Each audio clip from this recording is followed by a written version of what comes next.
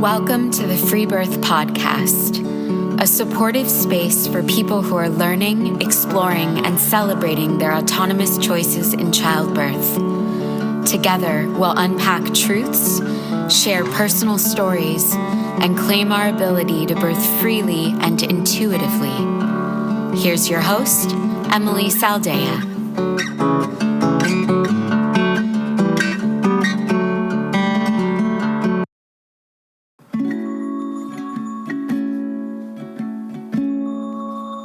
There are many ways to interact with Free Birth Society.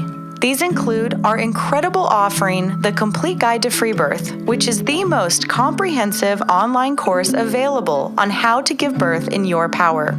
We also have a beautiful free birth meditation program called the Sovereign Birth Meditation Series, designed to help you release your fears and actualize your dream birth. Our latest course is called Through the Veil, a profoundly personal, radical pregnancy companion program by Yolanda Norris Clark that offers the opportunity to travel with Yolanda as she moves through the last trimester of her most recent pregnancy and invites you into her birth room to witness the birth of her 8th child. And if you're looking for a deeper connection and the opportunity for sisterhood in community with radical, like-minded women, the Free Birth Society private membership is for you, and you can apply on our website to become a member. We also offer personalized one-on-one transformational coaching with a focus on learning the tools to move out of victim consciousness and towards self-responsibility. Skills that translate to freedom, not only in the context of birth and mothering, but in every area of life. And finally, we are offering all of you, our amazing listeners, the free gift of Yolanda's 20-minute birth affirmations audio recording, a gorgeous, soothing meditation that every pregnant mother should have. So just head on over to our website at freebirthsociety.com, sign up, and Yolanda's affirmations will be sent directly to your inbox.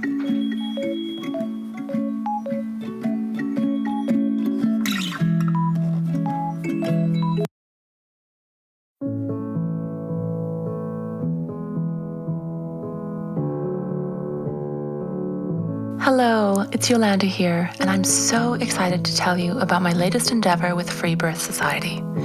It's called Through the Veil, and it's an invitation for you to join me on the most profoundly intimate experience of my life and yours. The journey of moving through the birth process into the underworld of birth to be reborn as a new mother into a new family once again. Through the Veil is a very raw, very real third trimester, birth, and postpartum week-by-week program that includes 17 videos in which I discuss exactly how I prepare for my free birth, including so many of the messy, emotional, logistical, and relational issues that aren't often talked about in the conventional prenatal context. Through the Veil also includes the hour-plus long documentary of my 8th baby's birth, an incredibly loving, incredibly vulnerable, gritty, agonizing, naked, and beautiful family birth that I'm so proud of. I really look forward to you journeying with me through the veil.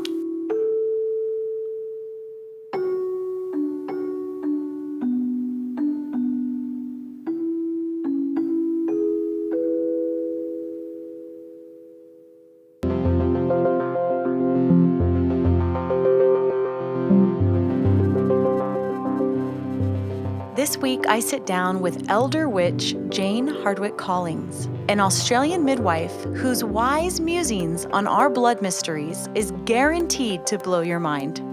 If you want to reclaim your blood as power, this episode is for you. Enjoy our conversation. I loved it.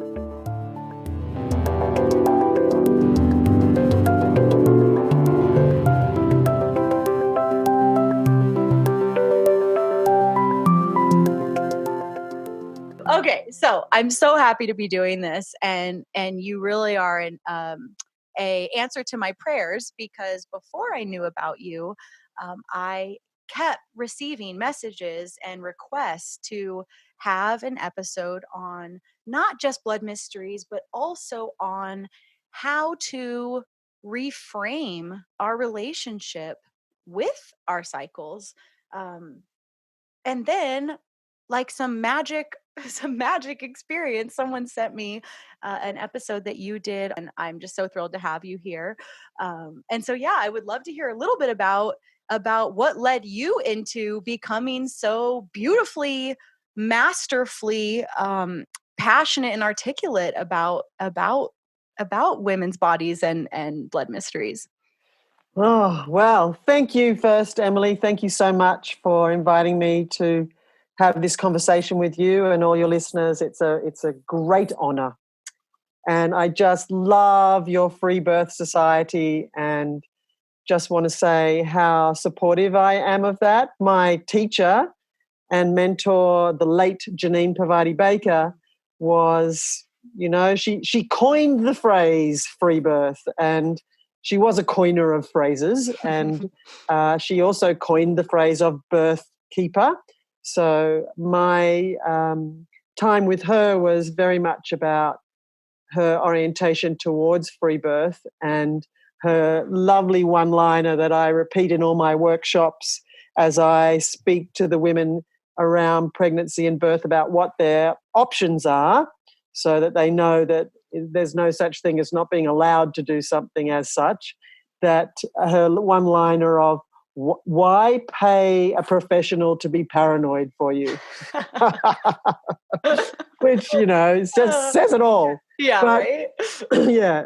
So in answer to your question of how did I get to where I am, so I'm now a postmenopausal grandma, 61 years old, and I've been a midwife for a long time. I did my midwifery training at 25 years old because I wanted to have a baby and I wanted to learn all about it. So I had 30 years as a home birth midwife here in Australia in both city and country kinds of areas.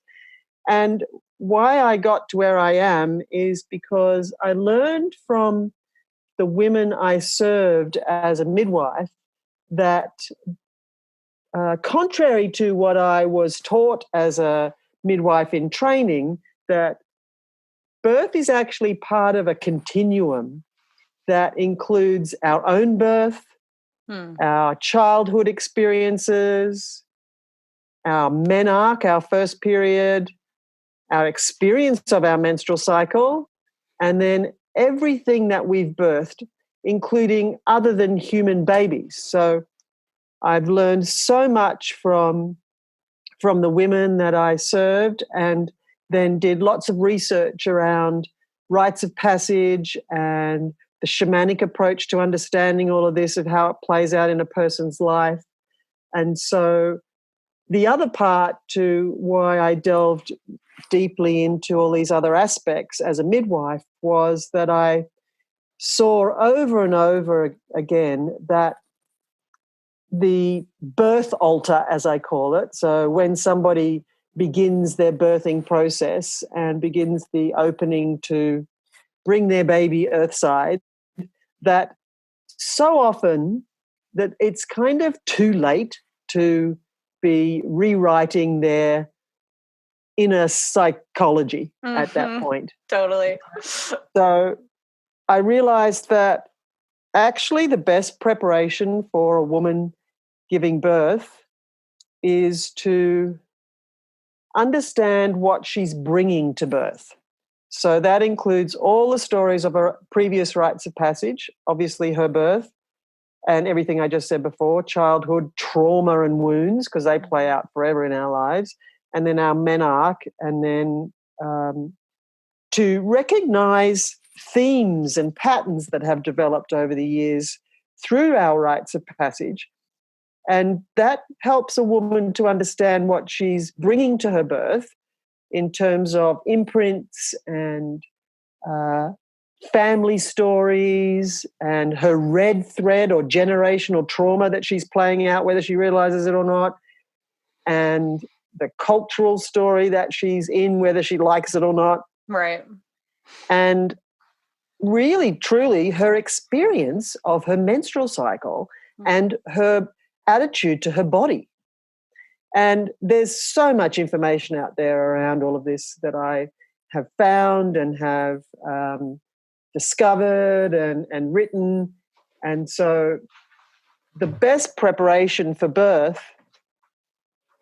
is really like whatever the best preparation for life is. Right. And we go all the way back to as in our egg form, being in our actual grandmother's womb, from our mother in her womb from 20 weeks gestation when all her eggs form. So that's when things start to form within us that will play out in how we give birth.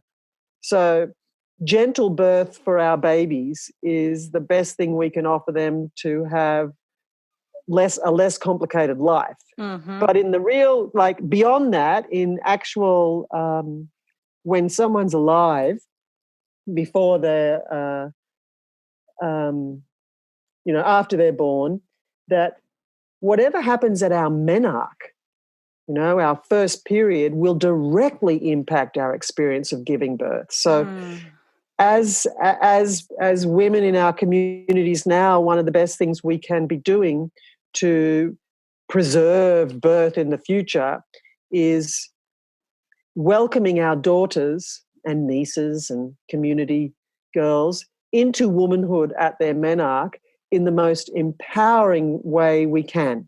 Because she who is initiated into womanhood at the altar of menarche is the woman who shows up at the birth altar completely brainwashed with everything that her experience taught her about how she had to behave as a woman to be accepted by the culture. Mm-hmm.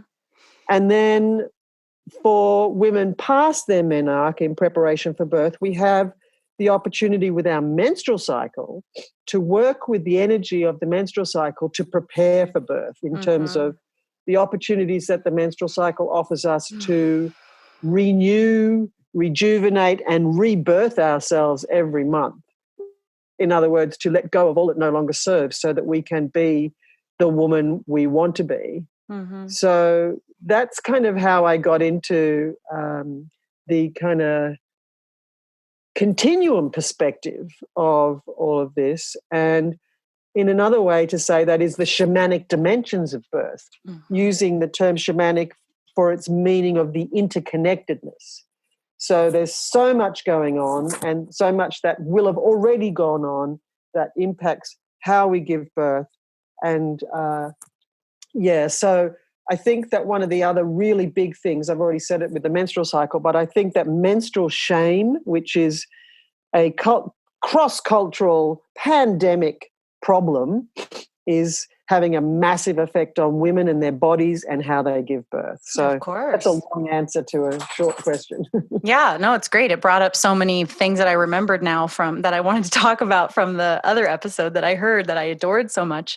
And it's the antithesis to this concept of compartmentalizing birth in a hospital room as if it is this singular experience that you just go out and do, and then you come home and return to your life. And it's obviously completely harmful and incorrect. And to go back to the continuum concept, one of my big takeaways from hearing you speak previously was so striking and so simple, was that whatever the rite of passage is the rite of passage. That, as I understood how you shared it, was you can't get out of the rite of passage, but it's how you walk through that rite of passage that obviously colors and informs the rest of your life. And I really appreciated that, because it's kind of easy without thinking about it too much to see rites of passage as these things that require great intention, but really that's the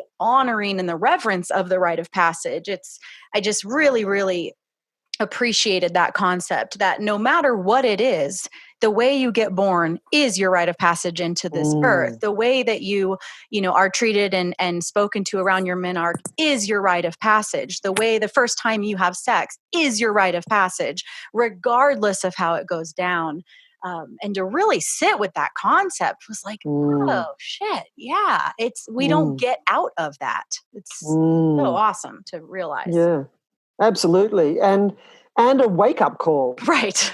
Yeah, because, our culture has dropped the idea of rites of passage. It's getting reimagined and brought back in, especially as women who have a degree of awareness of this concept decide that they don't want their daughter, for example, to have a similar menarche to what they had, which was potentially like, no big deal, and actually more likely a shameful and yucky experience. So it's changing.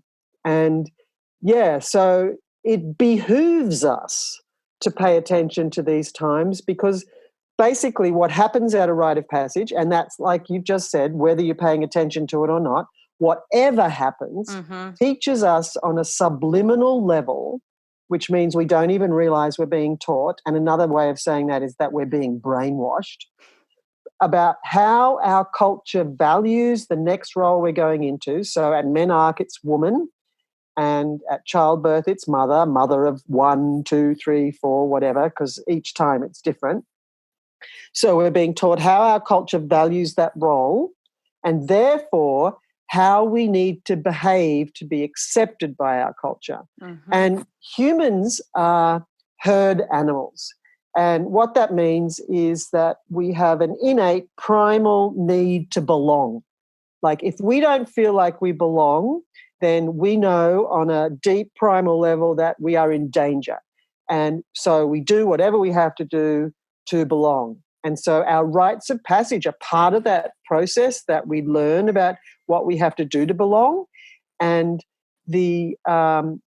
all you have to do is look at the statistics to see what's actually being taught to us about the value our culture plays on in terms of birth, mother. Or all you have to do is talk to 2 women.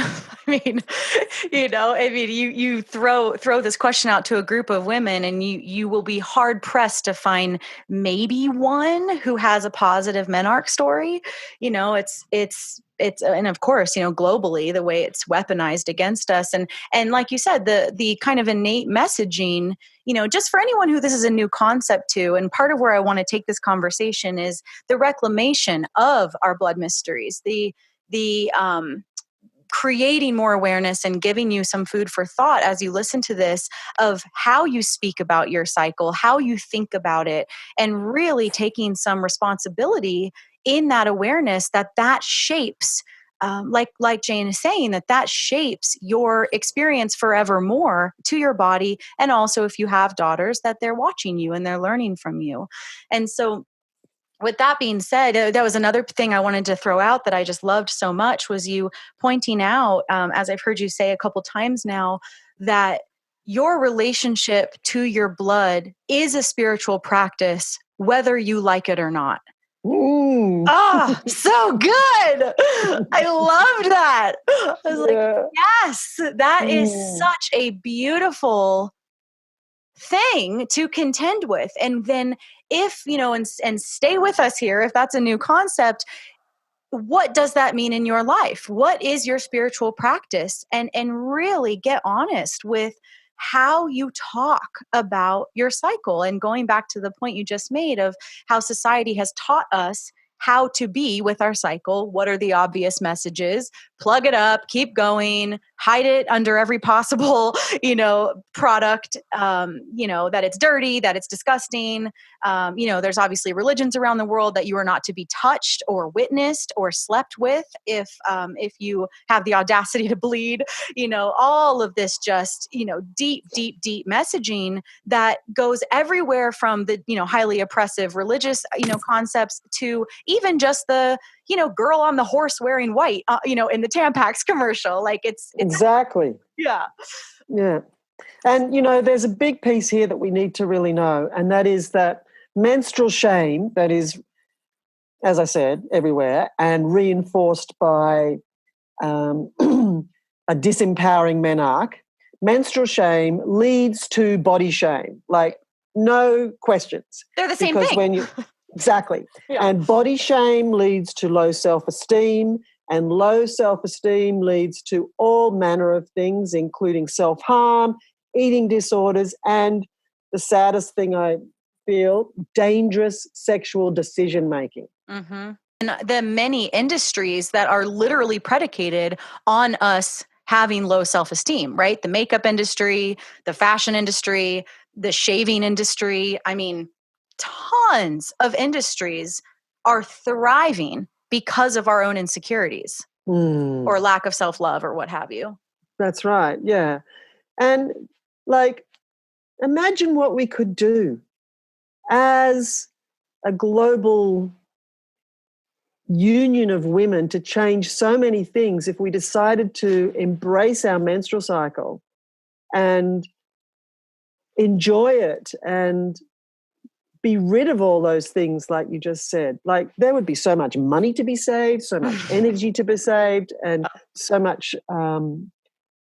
self-esteem to be saved. And you mentioned before about our children, so I wanted to add to that it's such a responsibility of a mother around her menstrual cycle, how she looks after herself, exactly how you were saying before, how she speaks about it, etc., because she is teaching her children in the way that she is with her cycle about how to be with a menstrual cycle. Yep. And, not just the girls, the boys. So my suggestion is always to just openly menstruate, so with your children. So, I mean, from when they were little, you probably never got to go to the toilet on your own anyway, so It's really no change. But to speak about it, they only take in what they can take in, and you can't bloody, scare them by having a natural body process. And they need to know that that's what it is. So talking about your blood, mummy bleeds when I'm not having a baby, or whatever words make the most sense. And for them to see you be changing pads or whatever, so that they know that it's a thing, not something that they discover later like hidden what away. Is that? Yeah. Exactly. Yeah. Weird. I mean, how many women have the story that their mom saw the bloody underwear, and then the girl walks into the room. So many of my friends have this story. The girl walks into the room and there's just pads on her pillow, and that's it. That's the initiation, So it's just nothing.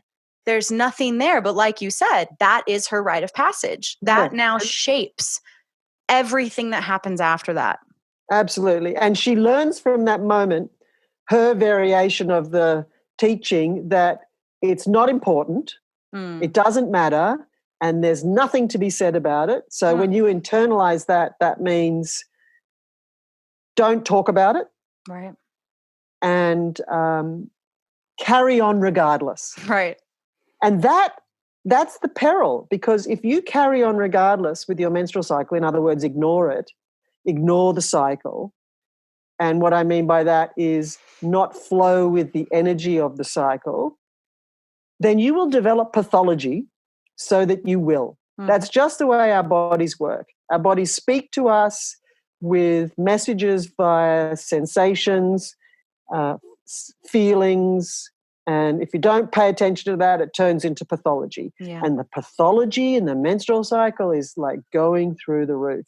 And infertility is one of the pathologies of the menstrual cycle, and we just know how big that is these days. And then what do you think about endo? How does endometriosis play into all of this? Absolutely, in the same way. And polycystic ovary and adenomyosis. That's worst case scenario of this situation. That's menstrual pathology to the max. And it's also environmental, like the fertilizers used in food production. Everyone's hormones are all out of whack. And, So that has a major impact on it. However, there are ways to deal with that can potentially limit the negative experience of it, like help with the symptoms and an understanding of how to be with the cycle in a way and their body in a way that may give them more information to be with it. But, it doesn't just start with endometriosis. Right. There's stuff that happens before. Of course. Well, and it's like the water that the fish is swimming in. Like when an entire culture says, you're disgusting, ignore your body. Like you said, don't talk about it, plug it up and keep going, act like a man in the workplace, like all of the messaging that females get. And then shocker, everyone has issues. I mean, it's not funny. It's tragic. It's deeply tragic. And yet it's almost so glaringly obvious that we forget to connect those dots. You know, it's quite interesting. I mean, same thing with birth, obviously. Like, oh, everyone has birth trauma. Let's talk about why that is. It's not birth. There's nothing wrong with birth. We don't need to improve birth. My God. No, we can't. My God. So okay. So where I'm really interested in going, now that we laid some groundwork down, where I'm really interested in going is a lot of women message me and share with me their desire to heal and reframe and reclaim their cycle or their blood mysteries, whatever we're going to call it, and wondering how to do that. And so I would specifically say my audience for this podcast is a really great demographic, because these are very intelligent, very intuitive, you know, very curious women who are ready to think outside the box and are ready to heal.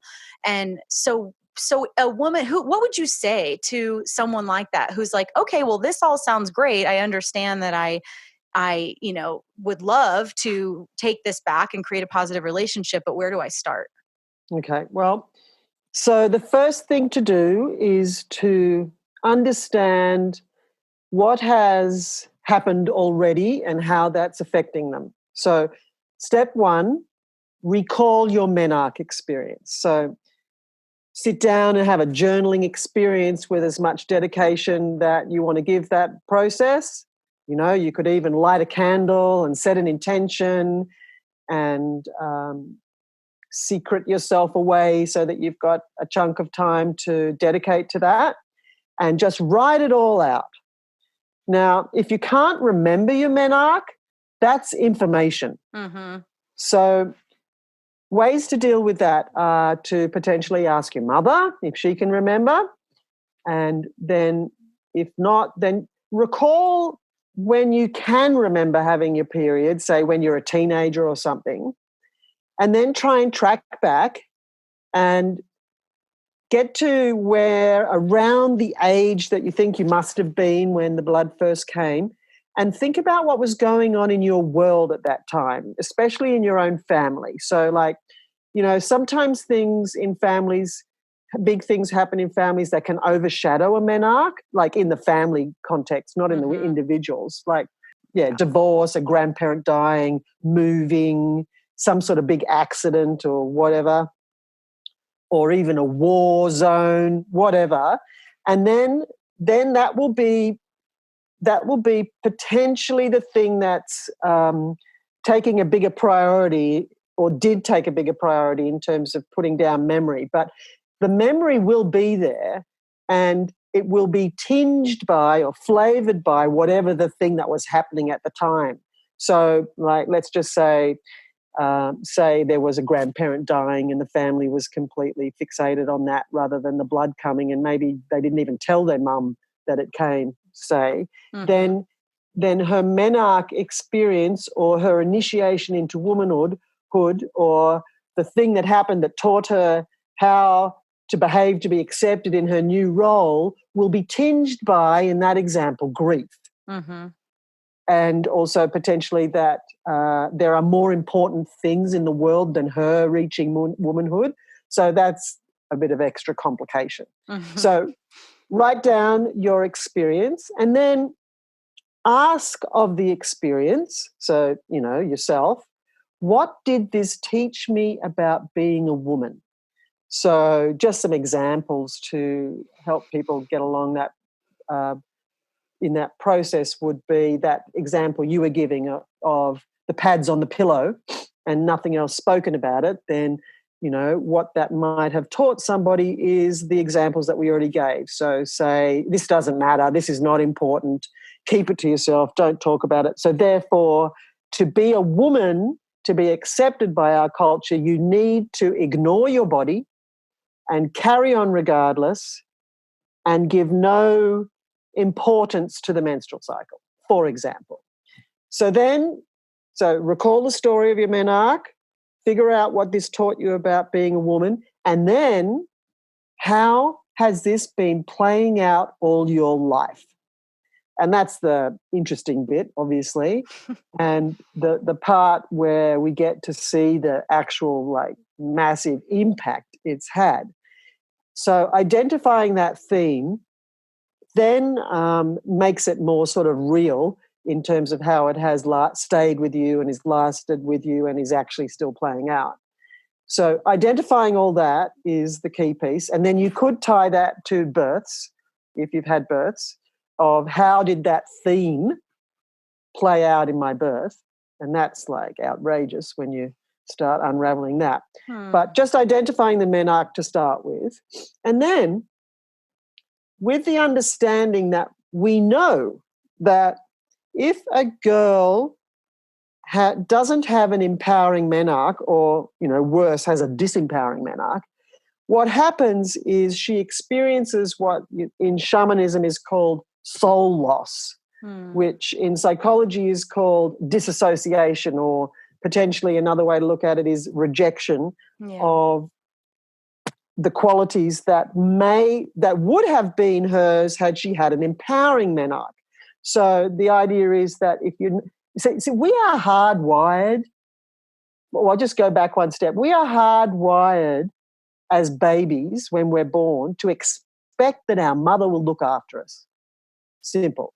We are hardwired at menarche to expect that a group of women will welcome us to womanhood and that our mother will teach us, mother and other aunties will teach us all about the cycle, what it means, how to be with it, and teach us all about our body and what we have to do to be and live in power and respect of our woman body now. So, like, that's not happening, right?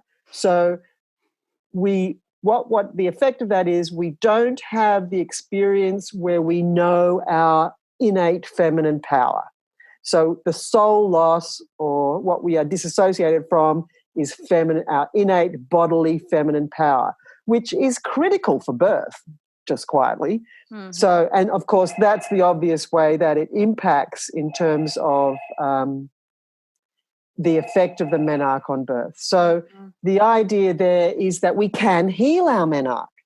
And rites of passage are community events. Rites of passage are cultural events. Rites of passage create and reinforce culture on the inside by the mindset, the attitudes, beliefs, and fears that the experience creates, and on the outside by everybody conforming to the ways you have to behave to be accepted. So, we have to create our own culture.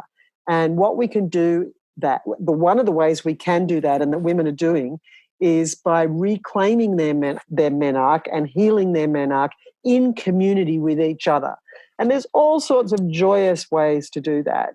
Just an example would be you gather together in ceremony. So it's not a tea party, it's a ceremony in circle with each other, and perhaps you do all the groundwork and the setup to co-create sacred space. And maybe this needs to be for one woman at a time, so it's not rushed, because one of the most important things in healing is being heard. So the circle would hear a woman's menarche story and basically the answers to those questions that I said, how that created the whatever that turned her into whoever she is, etc. They hear her story, and then they recreate a menarche experience where you do some ritual where as a collective sisterhood, you welcome her to womanhood in a new way. You can just, use your imagination to dream that up. I mean, ceremony is part of humanness, right. So it's not hard to dream that up. And then, then there's a new story. And so the importance of doing this work is that the child in us who was or wasn't welcomed into womanhood, the girl in us and the experience she had at her menarche, that girl, she doesn't ever go away. Right. She is within us all the time, forever, and is most likely in her most wounded version of her in our driver's seat all the time. Right. So as we all well know. So doing things like healing our menarche will help that inner child who's wounded upgrade her operating system, for want of a better word, and be able to help the adult us function better. So you can do this healing menarche ceremony on your own too. Like if you didn't have a community, then you could do it on your own, and you could just go through that process. And possibly a way to do it would be when your next blood comes. So here's the other opportunity that especially happens around birth, is that when women get their blood back after having a baby, when their period returns, they can treat that as if it's their first period. It felt like it. Exactly. Yeah. I literally said, I'm a woman again. Yeah. That's So what there's it felt like. Yeah. So there's the opportunity, you can reenact it.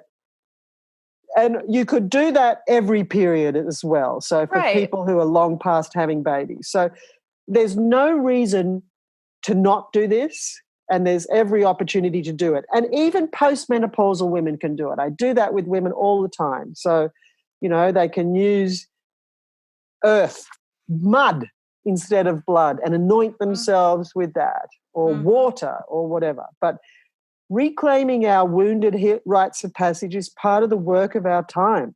Yeah. Yeah. And there's some practical things too, that yes, ceremony, of course. And that's so important.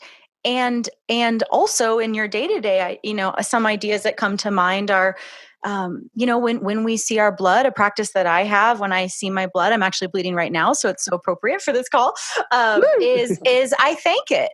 And I genuinely, not in, I guess, a forced weird way, because part of my commitment to my wellness is to create a lifestyle, and I have created a lifestyle that is in relaxation with the phases of my cycle. And so, I take that very seriously. And so these are just kind of some practical ideas throughout the day, but I thank my blood. I do not do social stuff. I, in that chapter, in that season before I start bleeding, when I'm tired and drained and don't have a lot to give, I let myself be tired and drained and don't have a lot to give. And I'm not going to feel poorly about noticing that I might take a little nap when I put my baby down for a nap that day, and clearing my schedule and really giving it some freaking space. I mean, that's really all it is. Like, yes, I feel very reverent of it. And yes, I'm just feeling so fortunate as we talk about this, because I did have a positive menarche story. And as you were kind of going through all of this, I was realizing on the positive side, how it's impacted me as a woman and now a mother and in my birth. And that, right. And actually I'd love to share it, because I've never really shared it before. It's a sweet, quick little story. I didn't get my blood until I was 14, so I really wanted it. All the other girls had gotten it, and I was just so excited for it. And I was in dance class. I was wearing khakis, and I had a mirror in front of me, and I went to a performing arts school, so all the kids were dancing. And I went into a straddle, and in the mirror, I saw some blood. And I was like, it was a mixture of, embarrassment because my legs were spread and there were boys in the class, and also just pure elation. And so I excused myself and I went to the front office, and I had the front desk guy call my mom. And I called her and I said, "Mom, I just got my period." And she said, "Okay, I'll be right there." And she came and she picked me up, and we went out to lunch. Nothing big. We just went out to lunch, just she and I. We got some kind of like cute underwear and some training bras. And it wasn't a big deal. It wasn't like some big ceremony or anything, but it was so positive. And I also had a mother who I've never heard speak negatively about herself and her body. And that's huge. I really see how she doesn't wear makeup. She's just very happy and comfortable in her own skin. And, you know, it took me to be a woman to really get how significant that impact has been on me. And being with, you know, all of my sisters who did not have mothers like that. And so, yeah, so then that, you know, brings us through, like you said, this whole continuum concept of then my birth and my relationship to even the sensations of labor and everything that unfolded. I never went into this story of like, it's too much, like it's against me. It never felt like that. I mean, it got heady for sure, but it never felt, yeah, like it was some enemy attacking me, like some women experience. And then same with postpartum, I free bled, and it just has always been such an integrated part of my life. And I very much have my mom to thank for that, because it was for her. And without even a lot of conversation, it just was never a hidden thing. My dad never said anything negative about it. It was just fine, you know? And How so wonderful. yeah, right? And I'm really feeling that it's um just how profound to have welcomed my blood in excitement, and that my mother shared that with me, and that it was that simple, you know, and that it really did impact me. And like you said, you don't get out of the rite of passage. So that was my rite of passage, and it was simple and wonderful. And anyway, so I guess where I wanted to go with that was the self-talk and the way that we choose to talk about our blood. And I know many women listening have painful cycles. Okay, you know, I don't know what that's like, but I have to say, I bet that's related. You know, that my cycles are so easeful, and I have a positive relationship with it. So I'd have to assume that those are connected. They totally are, you know, like, so there's some famous kinds of quotes around this. Alexandra Pope, who runs the Red School in the UK, the menstrual cycle is the barometer of our well-being. So what that means is that everything that's going on in your life shows up in your menstrual cycle. Wow. And also the genius medical system or group of medical minds has realized just recently that the menstrual cycle is the barometer of our well-being and have now called it the fifth vital sign. So, like, you know, that's a very significant and important thing to notice. And like I said before, and like you're a great example of, if the body needs to get your attention, one of the places it gets your attention is in the menstrual cycle. So especially around the experience of bleeding, and especially in the third week of the cycle. So how you do or don't look after yourself during the bleeding, and that's often what people think the whole cycle's about, just the bleeding, but that's a small part of the cycle. It's directly impacting the rest of the cycle, but it's only like, 3 to 7 days long. However you look after yourself or not during that impacts the entire rest of the cycle. And the place it usually shows up in its magnificence, or not, is in week 3 of the menstrual cycle, which has been totally pathologized and turned into PMS or PMT or whatever. And actually what that is the harvest phase of the cycle, where you get to see the results of how you've lived the cycle in that particular cycle so far. And, we are notoriously known to be, what do we say, like bitches, basically, which I listened actually to Marianna Williamson on a speech at a conference recently where she was equaling the term bitch to be the modern way that women feared to be and were called witch in the past. So that's interesting. I hadn't seen that connection. But anyway, so the point being that everything that's not working in our life shows up in week 3 of our menstrual cycle. Wow. And we do have this predilection to blame other people.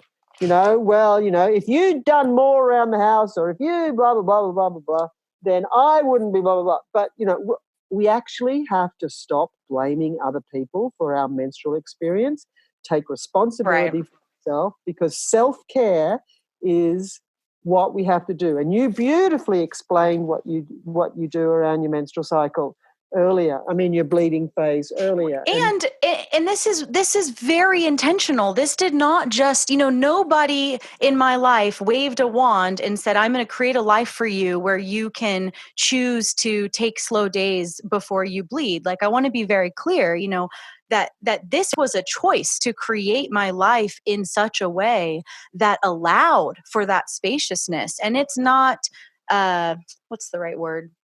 I mean, it is easeful because it's with great intention, but it I think where I got the idea was a long, long time ago, reading that Christine Northrup's Body's Wisdom. I can't remember the title. You know what I'm talking about? Women's Bodies, Women's Wisdom. Yeah. And there's a huge section in that book that really helped me, talking about the permission to slow down and what happens in our innate wisdom when we, get this, listen to what our body really wants instead of the very patriarchal, training to just override it, take the ibuprofen and keep going. And, and in the workplace, which I am very intentionally not in a corporate, paternalistic workplace, but, I have great empathy for those women who make that choice to be in those environments, because you have to play like a man, and men don't get periods. Men don't have the same, ebbs and flows in a month that we do. And so you don't get to just take period days. But in that book, she really just did a great job for me at that time, really articulating that, and that our cycle, comes in these seasons, and that there is a time for rest. And to, even though our culture in no way, shape, or form accommodates that it really starts internally. And like you just said, taking responsibility for that. And I really chewed on that and was like, well, what does that look like? And what happens when I do that? And really, it's not that big of a deal. I might cancel some meetings. I might cancel a date with a friend. I might, take my whatever. I mean, whatever it is, I might push things back. But in doing that and in prioritizing myself, also the women I serve learn how to do that, because I'm canceling my meeting because I'm in my harvest time, I'm in my relaxation time, and I need to give that to myself so that I have easeful periods. Exactly. Right? Exactly. Yeah. If you don't slow down and include radical self-care in your day during your bleeding phase and just before, you'll pay for it. No question about it. And the cycle that we go through is the same cycle that everything goes through. There is actually only one cycle, and it's birth, growth, full bloom, harvest, decay, death, rebirth, growth, full bloom, harvest, decay, death, rebirth, over and over and over again. So even this conversation is having a cycle. A day has a cycle. The earth seasons have the cycle that we know and see and experience probably in the most obvious way. The moon does the same cycle, and we all know the connection between the moon and our menstrual cycle. So the cycle as it goes through the menstrual cycle is, if we think of it in terms of the seasons, that the bleeding phase is like the depths of winter. So we all know what we're supposed to do in the depths of winter, or else. And then we emerge from the winter, the cave, say, and then we go through spring and summer, and our ovulation is like the peak of summer, or like our own personal full moon. And then we go through to autumn, where is week 3 and the harvest, and then into the end of autumn and beginning of winter in the week before the menstrual cycle. So if you remember how the earth goes through the cycles, then that's like the pattern or the map. And we can heal this in one generation. So all it's required are the mothers to help their daughters understand their bodies and learn the cycle and how to be with it.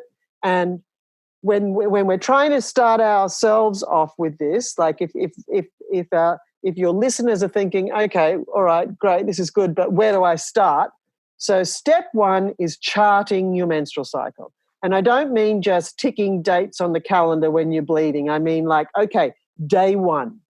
And that's the first day of blood. And not spotting, but the first day of blood flowing. And have a there's lots of products to use to chart your menstrual cycle. You can make one up yourself. There's apps too, but the thing I'm going to suggest is more than just noticing what day it is. It's more about how do you feel on that day? What's your energy level? What's your creativity like? What's your libido? What's your body awareness? What are your dreams? What food are you craving? What exercise are you going to do or not wanting to do, etc.? So you start to see, holy moly, I feel different every day. Just a little side bubble here. There's a drug that came out recently from Canada, actually, called Seasonal. And its tagline, and the point of it was to stop menstruation. So you take this medication, so you just eradicate your menstrual cycle. And called Seasonal, which I thought was a bad trick. But their tagline was, feel the same every day. Oh my God. So we do not feel the same every day. And that's not a bad thing. That's what the earth does. And we are all as if the earth, and our cycle takes us through that. So once you start to chart your cycle, and I mean, like I said, your experience of your cycle, you start to see what's actually going on. And then you get really clever like you, and you plan your life around it. So if you don't plan your life around it, then stuff will happen so that you have to. Yeah. And we're not just talking about the bleeding phase here. If you plan your life around your menstrual cycle, one of the greatest parts that you can plan around is your ovulation. So your ovulation is on average in the middle of your cycle. But, we could go into a whole menstrual cycle education thing to know about the 2 halves and the 4 weeks, and maybe we'll do that another time. But your ovulation, when you're fertile, and there's also another time in your cycle when you're fertile, and that's the time when the moon is in the same phase as it was on the day that you were born. What? It's called your lunar return ovulation. So I'll come back to that in a second. Holy shit. But just to say that part of the cycle to plan your life around is your ovulation. So when you're ovulating, just before you're ovulating, you have more energy than you're ever going to have in your cycle each month, same thing. And you have creative impulses and urgent creative impulses that you can use for projects that you need to give that, big energy to. And if you have a presentation to make, a presentation that you want to convince people to go along with, or an idea or whatever, if you do that when you're ovulating, you will have them eating out of your hands. You're on fire. Yes, you're on fire. Everybody wants a bit of you, and you smell, in inverted commas, just so delicious. An ovulating woman is the most charismatic, articulate, out there, attractive a human being can ever be. So harness your ovulation power. It is like magic. And you don't ovulate when you're on the pill or any hormonal contraception. Scary. And if you're on a hormonal contraception, the blood that comes is not a period.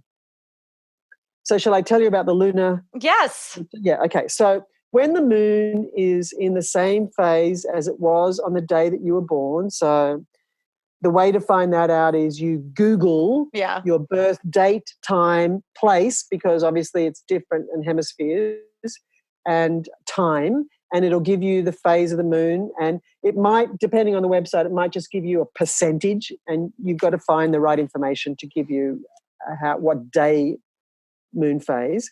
So the magic of this is that every phase of the moon returning to that, so if you were born on a full moon, say, then every full moon, regardless of where your menstrual cycle's at, even if you're bleeding, you have the potential, so it's not absolute, you have the potential to ovulate. So without any signs. Some women have signs, but without, usually not. But doesn't an egg have to be dropped? It just comes. So it could be dropped even if you're bleeding. Yeah. So the thing about eggs is that they take 100 days to ripen. So you've got a series of eggs going through the process that are ready, and then the most mature like one, chickens. Yeah, exactly. The most mature one hatches, so to speak, in the menstrual cycle, but there's others that are there ready all the time anyway. So this is the thing that explains everybody, like, I don't know how I got pregnant, I was bleeding, or whatever. And I imagine if you did a little show of hands with your listeners, there'd be many women who got pregnant without thinking they possibly could, and it'll be this. So there's been studies around this, and they originated in Eastern Europe, where there was a Catholic infertility clinic. And the doctor who was championing it, running it, was also interested in astrology himself. And so what they noticed with the women in this clinic, in this collective, was that a lot of them were getting pregnant outside their cycle, when they were predicting the ovulation. They were really watching it because that was the focus. And this guy did the information collecting and realized that they were getting pregnant or conceiving on the same phase as the phase they were born under. So it's very important contraception information. Yeah, I was going to say, if you're doing fertility awareness, you better go figure this out, because this is the final piece, I suppose. Yeah, and also for conception. Right. Like it's another opportunity to get to conceive. Yeah. So and all of this, all of this, I mean, I know you know this, but I'm just going to say it anyway. It's all about containing and silencing the wild female, the wild woman, right? So plugging it up and giving her seasonal to be the same every day, and, not having any integration of our blood mysteries, compartmentalizing birth with strangers in hospital rooms. I mean, all of it is all this, quite frankly, pathetic and obviously highly offensive, but relatively successful attempt to quiet, that which religion is very afraid of, that which all branches of patriarchy is just desperately trying to quiet, right? Which is the wild woman. And so part of this, part of the free birth and the wild pregnancies and the rewriting our rites of passage and ceremony, and the willingness to be wild, the willingness to be vulnerable, the willingness to be in our power, and actually the deep requirement that we need from women to be doing this, however it looks for them. It's obviously can be looking a lot of different ways, but we absolutely, that the path is here to stop capitulating to this notion of silencing our wildness. There's so many points in our life where we kind of get confronted as females of this just, offensive agenda, right? And so that's part of, that's really at the crux of just how exciting all of this is, because it's actually very, very, very simple. And my choice to center, my blood, and my choice to speak positively about it, and my choice to work with any programmed shame that I felt about my body and not give it any energy. My choice to look in the mirror naked and thank, my body instead of stand there and critique it. All of this is greatly intentional to express my wildness, because that is what I want to see in the world. And I birthed wildly and I mother wildly for what that means for me, which is really quite simple. It's just being in my power and allowing the expression of my femaleness, which I'm so fucking proud of. And I want to see more of that. And so, I really hope one of the takeaways from this conversation is it's simple. It can start, and it does start with your thoughts. So if you are someone who has the rhetoric, oh, I hate my periods, they hurt, I'm totally at the effect of them. Okay, so there we go. That's where we start. So what new sentence are you willing to replace it? Are you willing to confront your own internalized misogyny about what you think of your own blood? And if you are willing, then it starts with loving thoughts and just replace them. Fake it till you make it. Just replace them. When you see your blood, say thank you out loud and see how that feels. Just see how it feels. Try it on. Do something weird. Paint a picture with your blood. Do something strange and see how it feels to be in your wildness, and know that we're all doing it together. And it's absolutely imperative. Absolutely. And, like the wildness, reclaiming our wildness, rewilding women, which basically means us returning to our natural state. Right. Yeah. And it's like laughable. Yeah. Shifting from being domesticated and tamed. Right. So the opposite to wild is domesticated and tamed. Right. So when we rewild ourselves, and it's so easy to do. Right. Like one example you just said, then we will become the women the earth needs now. And that's our job. Like we are at a place in the history and herstory of humanity and the world where domesticated and tamed women are kind of useless. So rewilding ourselves, returning to our nature, living our lives as if we are the earth will be what's needed now. And that's another one of Janine's little sayings. We need to be the women the earth needs now. That's beautiful. I've been saying this week to my business partner that we have to become the sisters that we want to see in the world. We have to become the elders that we want to see, because a lot of women are desperately looking around for an apprenticeship in traditional midwifery or an elder mentor. And for most women, they don't fucking exist. Right? Because everyone's gotten domesticated. And so, of course, some still exist like you and I happen to be very privileged to have some elders in my life, but they're not, falling off the trees at us. They're not everywhere. And so we have to become it. And it's a total paradigm shift of, instead of waiting, to be led on this path, to actually claim it as our own and set ourselves up for who do we want to be as elders? Who do we want to be as postmenopausal women? What wisdom are we collecting now, and what story are we leaving our daughters? Everyone's birthing in captivity. Everyone's acting as if, their blood doesn't matter. And then, everyone's so shocked that everyone's disconnected and in therapy and depressed, and on pharmaceuticals. Like we all know that it in some way is so obvious. And again, I just want the takeaway to be, this isn't complicated. And if you can sit with your blood, if you can think positive thoughts, you've begun the process of reclaiming it. Right? I mean, it's really simple. And then you might notice that you don't have a strong desire to plug it up. And maybe you're interested in bleeding and looking at it. And maybe then you do notice, since you're bleeding, onto underwear or a pad or free bleeding, that you aren't going to go out of the house that day.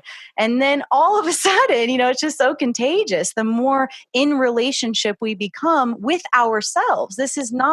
Our blood is not something that happens to us. It is us. Just like birth isn't something that happens to us. It is us. It is our power. And it's this total lie that we obviously have to contend with and move on from, that it's something that we are at the effect of, and that is happening to us to be, demonized or vilified. And that's just so patriarchal and wrong. And so, all of us have either whispers or screams of this stuff inside. And so that's why I wanted to have this conversation, because it's just so simple. And like you said, so important. Mm. And easy. Right. And easy. Right. And a healing journey. Mm-hmm. Yeah. And, I think part of the human problem is that we think we're something special. And we're no more special than any other animal. And that's what we are. We're an animal. And we're a mammal. And certain conditions are required by mammals to give birth and to live a healthy life. And all we have to do is look in the zoos to see what happens to animals when they are bred in captivity. And they go nutty. Yeah. I mean, it's happening to us. Exactly. We're generations deep of, birthing in captivity and walking away with deep trauma and disconnection and lack of bonding and a total disruption of the hormonal matrix. And then women, we have generations of women who aren't breastfeeding and who think they're broken, and that creates consumerism for a lifetime on the system. And then all of a sudden, now we have to have this like movement of getting powerful again. And that's okay, because here we are and it is happening and women are powerful. What I love about it, what I take so much great comfort in, is this is a remembering. It's not a recreation. Like, you don't have to go out and you don't have to buy anything. You don't have to do anything. It's a journey of actually being in your truth, which is a powerful ass bitch witch, Yeah. And if you don't know that yet, that's okay, and you can work on knowing that. But the power is us, which is why patriarchy's done everything it possibly can think of to silence, kill, and make it as small and quiet as possible. Yeah. Yeah. And, step one is to inhabit our body. Mm-hmm, exactly. Which is so discouraged. And also with a lot of the traditions to date about ascension and leaving your body. And, we actually need to come into our bodies, not leave our bodies. And the female body is all about that. Mm-hmm. So realizing that our bodies are our temple and that's where we can live. And that in a temple, you have to do certain things to keep it sacred. Mm-hmm. Yeah. And don't let everyone in. Invitation only. It's not a public library. Yeah. Well, anything else to say or offer? Oh, I guess another little piece is that menstrual blood is one of the body fluids that has the most stem cells in it. Mm-hmm. And that will be on purpose, of course. Mm-hmm. And so another reason to not use tampons, and a reason if you use a menstrual cup to not use it all the time, so that the blood coats your vagina and your labia on the way out. So I think that's another inbuilt healing mechanism of the blood. And there's lots of things you can do with your blood.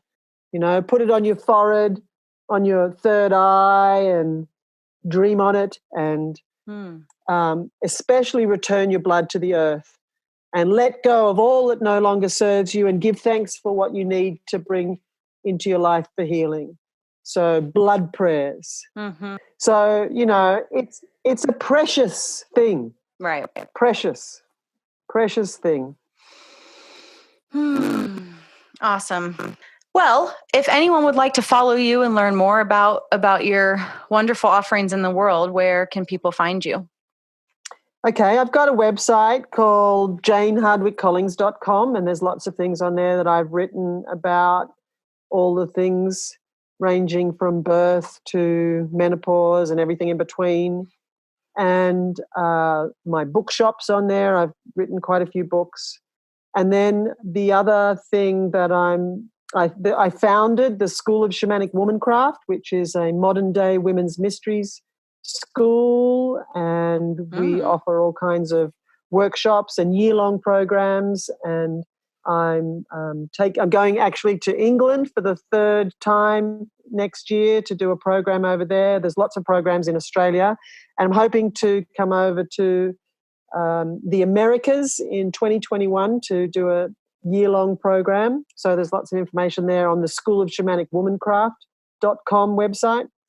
So I'm on Instagram, Jane Hardwicke Collings, and lots of things going on there, particularly a campaign at the moment called Waking the Witches, with lots of good little tidbits of information that are really helpful. The latest one has been about the detriment to our bodies of shaving pubic hair. And also on Facebook, and so lots of things on offer.